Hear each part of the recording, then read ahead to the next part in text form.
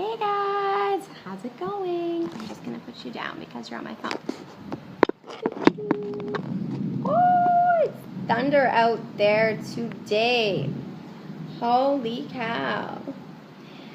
I wanted to talk to you guys about something really important. I figured it would be a good topic to talk to you guys because I'm in the middle of a transition in my life, and it's just something that I find very valuable, and I thought that you guys would like to hear about it. So, what I'm going to talk about with you guys today is forgiveness. This is a really interesting topic for a lot of people, and some people will disagree with me and think that, you don't have to forgive everybody. But in my heart, I feel like it's super important to forgive people because we have all made mistakes in our lives and nobody is perfect. And, sometimes people make some really poor choices and it affects a lot of people. But that's no reason to give up hope and think that that person is never going to change and they're never going to get better. And even if they do not get better, the best thing that you can do for yourself is at least allow yourself to be comfortable in forgiving, because it will actually turn to anger within you and resentment, and that is not always a very good thing unless you can use it in a powerful way, because all energies are used in order to push yourself forward. But a lot of people it turns them sour and they're not able to actually use that energy in a positive way. So my best option for you guys is just to learn to forgive people. Now I'll tell you a little bit about my story, because I figure that in order for you to understand where I'm coming from and how this all came to be and why I think that you guys should forgive, and how I've learned to forgive. It's really, really important. So, growing up, you guys have already heard about how I had a lot of troubles in school. I was bullied and people didn't treat me the same way. And a lot of that has to do with my upbringing and kind of a few of the things that I went through growing up. So, to start out with, my mom was a single mom. My dad had left when I was born. Actually, when she found out that she was pregnant with me, and he just didn't want anything to do with a kid. He didn't want a child at that time. He wasn't ready for it, and quite frankly, my mom wasn't ready for it either. But sometimes things happen, and we just have to accept them for what they are. And I'm very thankful that she was able to at least have me, and I'm just very thankful for that situation, obviously. But with that being said, my mom was struggling a lot of the times because she was alone. And she turned to my grandparents, who openly helped her out and were extremely ecstatic to finally have a grandchild. I was the first one. So it was brand new territory for them, and everybody was super stoked to have me be part of the life that they already had. So my grandparents helped them out for about 9 months, and my mom was kind of doing her own thing during those 9 months, and she really was struggling with the fact that she was a mom. Now, my grandparents are very strong individuals, and they wanted what was best for me, just like any other grandparents, I'm sure. But they confronted my mom about it, and my mom, which we found out later, has a few issues, mental issues, and it's really hard for her to be able to accept people's opinions and take it in a positive manner. So she, at this point in her life, being as unstable as she was, really didn't like it and wanted to leave. She wanted to get out of the situation at hand. And at that point, obviously she wasn't ready for that, because she tried to leave with me not being bundled up in the middle of winter. really scary because, I mean, my grandparents were there for me, taking care of me and nurturing me for that whole time, and then to have my mom try to disappear with me into the freezing weather without any warm clothing at all, they didn't want it to happen. Either way, police got involved, and eventually I ended up leaving in a bunting bag with my mom. At that point, my mom was still sort of talking to my grandparents eventually, but it wasn't a very full-blown relationship like it should have been. And my grandparents were always trying to make sure that she was getting her shit together, basically.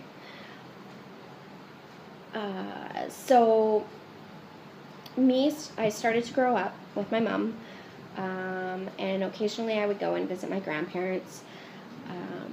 And what happened, sorry, you'll have to bear with me, I'm kind of looking at notes here because I have to keep my mind organized because there's a lot of things that happened. So what happened was my mom would come and bring me to my grandparents' place every once in a while just to kind of take a break, and my grandparents really appreciated it because I became like their kid. For the first 9 months of my life, they were taking care of me, so it was really special for them. And the problem with that was that my mom was bringing me to my grandparents every time I was sick, and unfortunately I was getting sick quite a lot. It turned out that I had asthma from a very young age, and my mom had a very unhealthy living environment for me. There was a lot of, animals and stuff in the house, and I was highly allergic to it. But I don't think she was really aware of that, nor did she really want to know about it, because I ended up in my grandparents' place, and we ended up in oxygen tents every time that I was there. So I would go there, and my grandparents would basically nurture me back again to good health. And my mom would come and pick me up and take me away again, where the pattern would just continue. I really did have a strong relationship with my mom, and she and me had more of a friendship than a mother-daughter relationship. Basically, my mom was gone a lot of the times, and when she was with me, she would really try to make me happy. But unfortunately, being a mom, sometimes you have to make sure that you say no to a kid. For example, I wanted more kitties, or I wanted more dogs, but I should not have had animals in the house like that because I was getting sick. And she was just unable to say no, I think. And then eventually she just, she would just give in. And it was really sad because, I would have these animals, but I wouldn't have the food I needed or the nutrition that I needed. And my mom would spend long periods of time away. And I would end up with a lot of babysitters and people that I really didn't know or have strong relationships with. And that was really scary. I had a lot of men that I had no idea walking in and out of my life. And my mom that was her business. I found out later on that that's what my mom did. She had a business doing things with men, and I had seen people come and go. At that time, it obviously didn't really bother me, though, because I loved my mom. I was just happy that she was there and that there were people there most of the time when she was around. So either way, my grandparents and my mom had obviously this relationship going back and forth. And when my grandparents confronted my mom finally about this, they had told her that she needed to stop, and that they weren't going to take care of me and bring me to the tents anymore, that she needed to be there, that there was no reason for me to be sick all the time. And my mother flipped out, and she didn't want anything to do with that, and told my grandparents that they were never going to see me again. Around the same time, my dad tried to start coming back into the picture. This was new territory for me, but I was really excited because I thought, oh my gosh, finally I get to see my dad and know who he is, and start a relationship with him. And I loved movies growing up. I was a fanatic. I'm still a fanatic, but my dad and me would go to the movie theater, and it was our time together, and I loved it so much. And then there were times where I would end up going to his place, and we would play pool, and I would dance around the pool table and hide underneath the pool table and make little forts and stuff. And I loved it. It was just so much fun. But the problem is I didn't get to determine whether or not the relationship was good or not, or whether it was right for my family, my mom and my dad. And eventually my mom got fed up with, I guess my dad was wanting to have me these days and that days, and it wasn't turning out the way she had wanted. And in fact, instead of calling my dad, she would insist that I call him my father, that he wasn't a dad. That hurt, because no, he was my dad, and just because he wasn't there didn't mean that he wasn't my dad. Anyways, I eventually learned that I had to make sure that I was acting in an appropriate way so that I wouldn't be able to make anybody upset.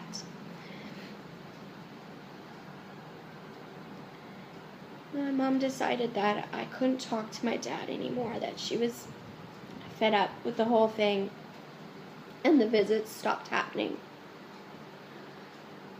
So I no longer got to see my dad anymore. All the while, with my mom, things were still happening. We were moving around constantly. I never had a really stable home. It was, oh, we're going to move here. Oh, we're going to move here. And I just always felt like I didn't have any friends, because I didn't really have any friends. I made new friends pretty much 2 times a year, 3 times a year sometimes. I never fit in anywhere. I never had solid foundation, and I was missing a lot of school. I was sick a lot. I had to take care of myself. I had to figure out ways to do it myself, and that's what it felt like to me. It felt like I was an adult already, and I had nobody, no stability.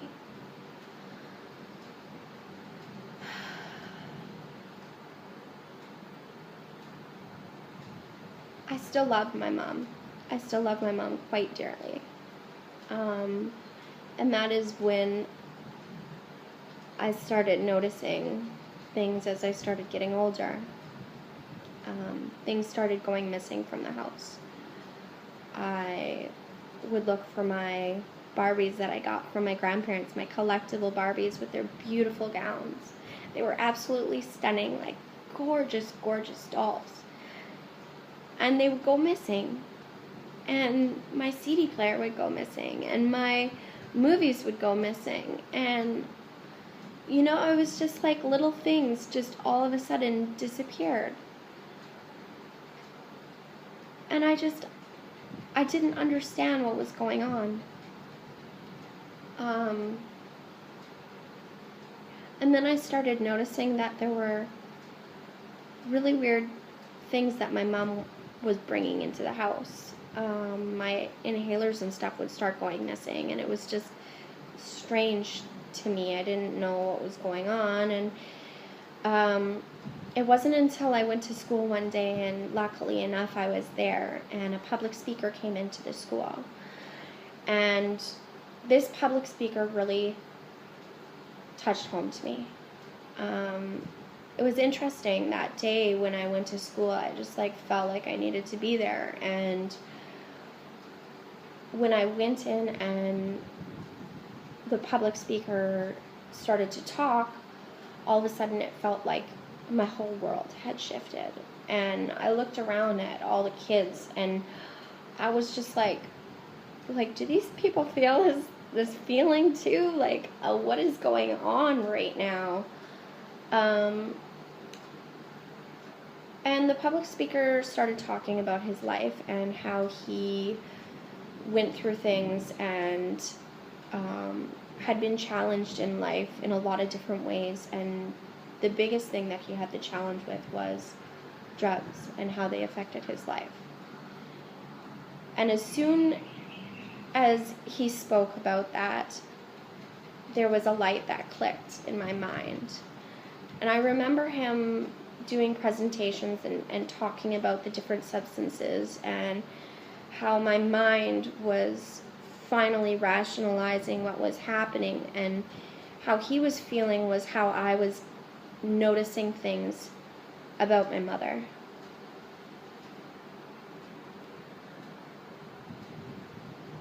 I got really scared for her. I was so scared. That was my mom. And I knew that that's what was happening. I remember that day when I went home and how I was feeling, and I was just trying to put it all together and how I was going to confront my mom about it, and I needed to do it then. And that same day is when I saw my inhaler sitting on the coffee table with foil over the top in the shape of a pipe. I ignored it like I had done several times before, and I knew what it was though then. I finally understood what it was. Before, I never knew what it was. I was a kid. I wouldn't have known. And when my mom came home that night, I went to her and I said, "Mom, I know what's happening, and I don't like it. Mom, I feel like I'm in a dark hole, and I'm losing you." Sorry. I said, "You need to stop, because if you don't stop, something really bad is going to happen. I don't want to lose you."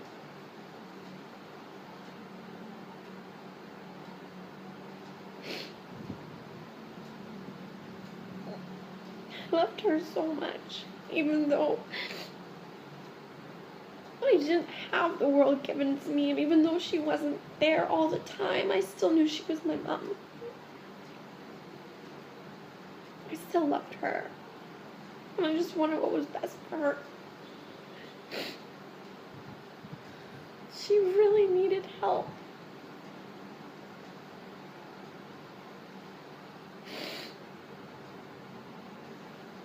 And my mom didn't accept it. She wasn't happy with me at all. And in fact, she told me to go to my room, and that I really didn't know what was going on, and that I had nothing to do with it.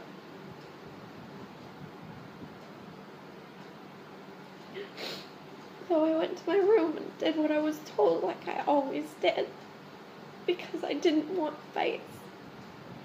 I'd seen it way too much in my life.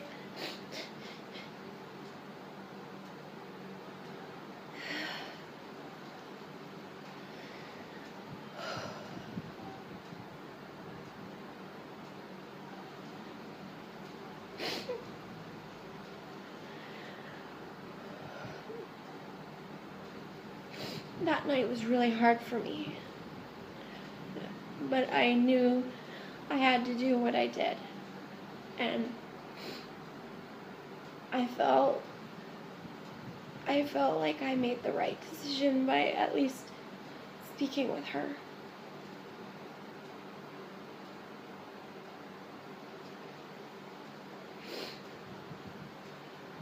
That same night, I prayed and I prayed and I hoped that something would happen that would change our lives for the better and that would give her another opportunity.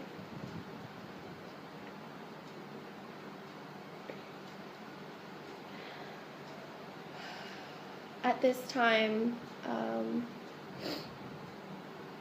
I never told you guys this, but I also had a younger sister who was born about a year prior. What my mom says is that I wanted to have a sister, that I was lonely. And I'll tell you right now, I really was lonely.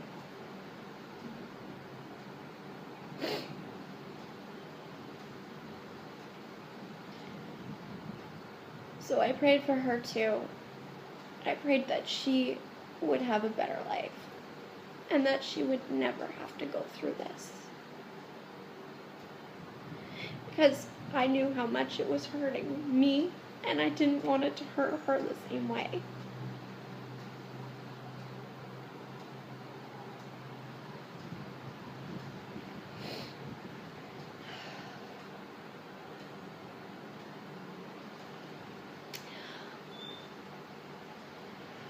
I woke up in the morning, that morning, and it felt like there was a really heavy weight in the room. And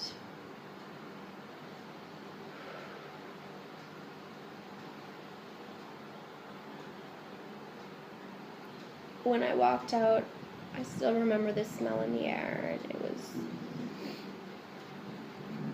sour, kind of bittery smell, like burning almost, but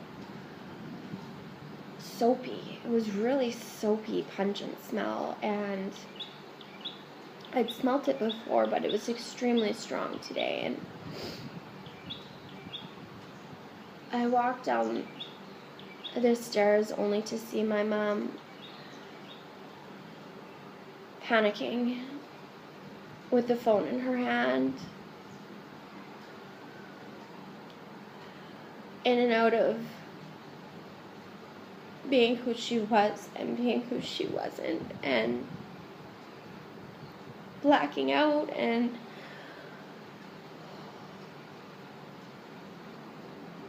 that's when it started happening to me. I felt myself go in and out of reality. And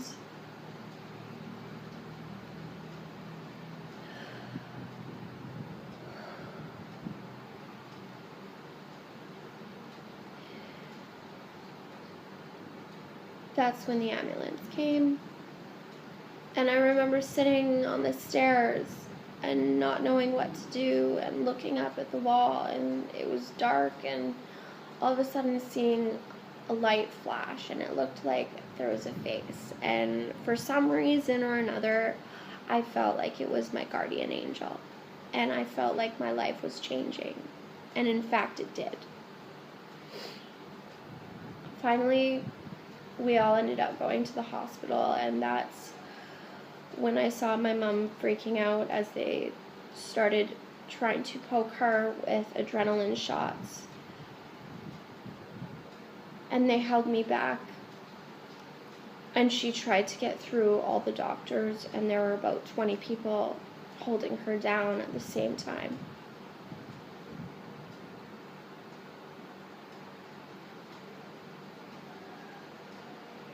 She just kept screaming out for me, and eventually the doctors had to pull me away.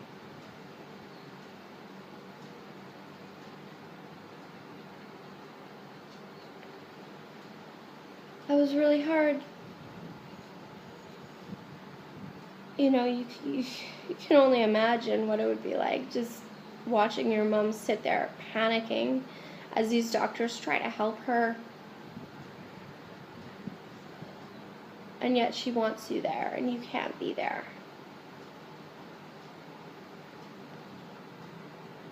And all I thought to myself was, Mom, it's going to get better. And you're going to get better. Just listen to them and just stop fighting it. I just wanted her to stop fighting.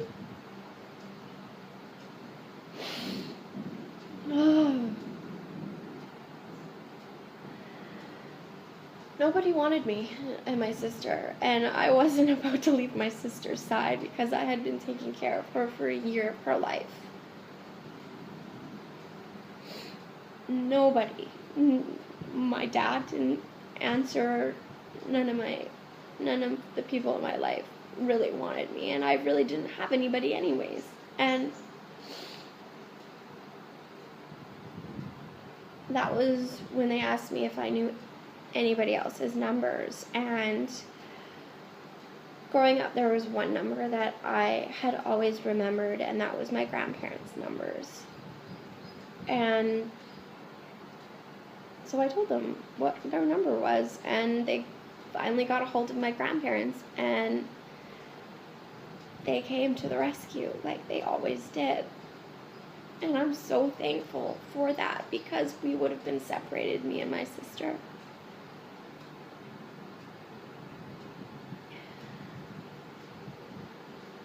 There was a lot that went on from that point forward, and there was tons of court and tons of different things that happened, and I won't go into too much detail, but you needed to know at least what happened in the beginning. My struggle from that point on never ended. I was constantly struggling.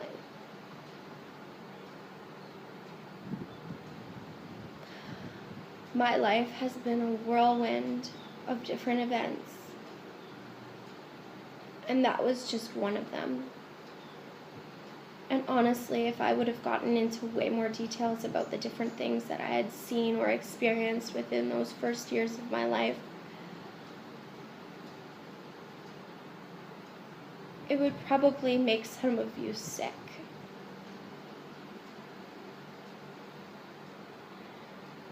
But I know there's people out there that have gone through far worse. And I know that they've had a struggle themselves and trying to deal with past events and trying to figure out who they were.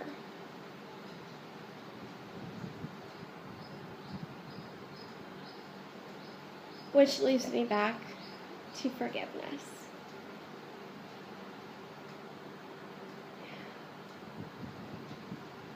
We have so much to be thankful for in life, and we have so much love to give, regardless of the events that have happened to us. Because everything that happens to us is happening for us.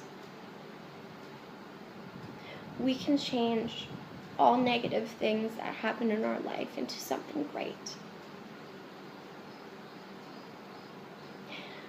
But I truthfully believe that if you do not forgive people and events that have happened in your life, you will not be able to move forward in the way that you need to.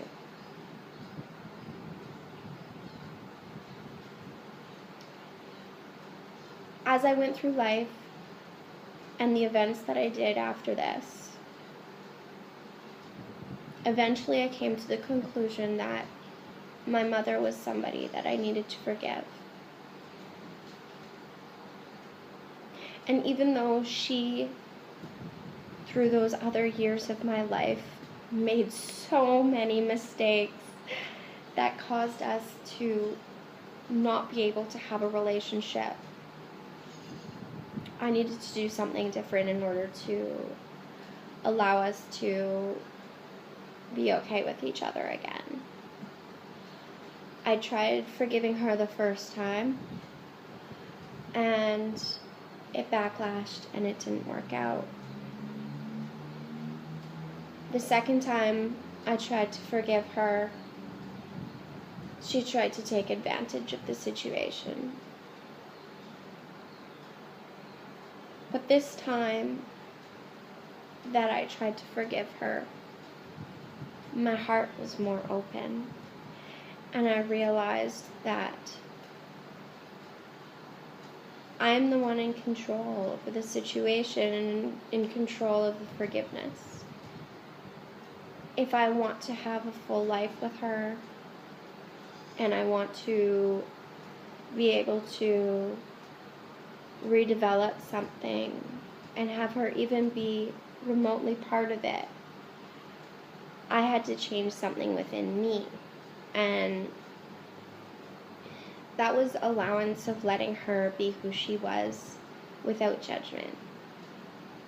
Because although I really wanted to forgive her, I was constantly judging the fact that she acted or reacted in a certain way, and I was very scared to confront her about it because of everything that had happened before, and I was still leaning on to those things that had happened in my past.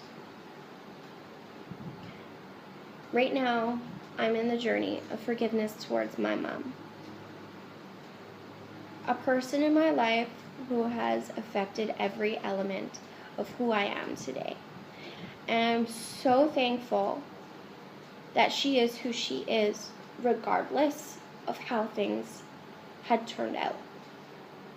Because without things turning out the way that they did, I highly doubt I would be able to do what I enjoy, and that's talking to people and teaching them how to move forward and have hope in life and be able to forgive and love.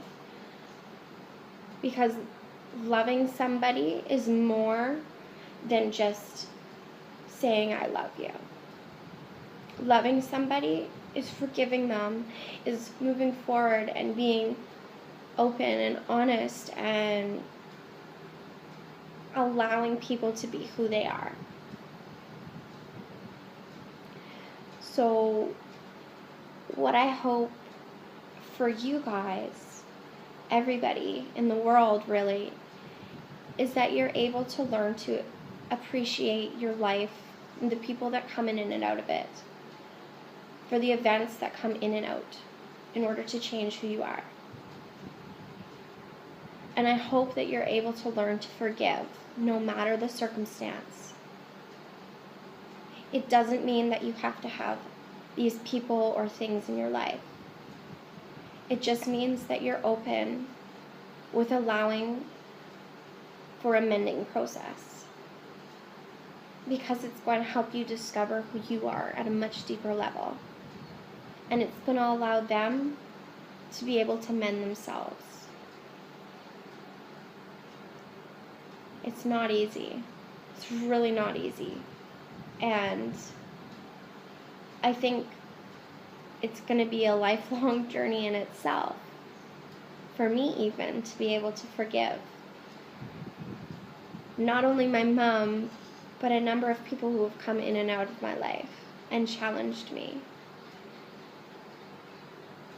But I'm willing to put in the effort in order to allow for that process and allow for change. And yeah, so if you guys have any comments, or if you're interested in learning a little bit more about me and my life, I would love for you to make some notes and send a comment in the comment box. And yeah, I hope you have a really amazing day or evening, whatever it is for you. And I hope that this helps you make some positive changes for 2017. It's a big year. Every year is new and exciting, and last year was crazy, for me anyways. But I hope that you have an amazing 2017, and it brings you into a new light, and we're able to come together more as people, and walk hand in hand in a positive way. So here's to 2017, to new beginnings, to allowing forgiveness to move through us, and for just being good people, because I think everybody's a good person inside.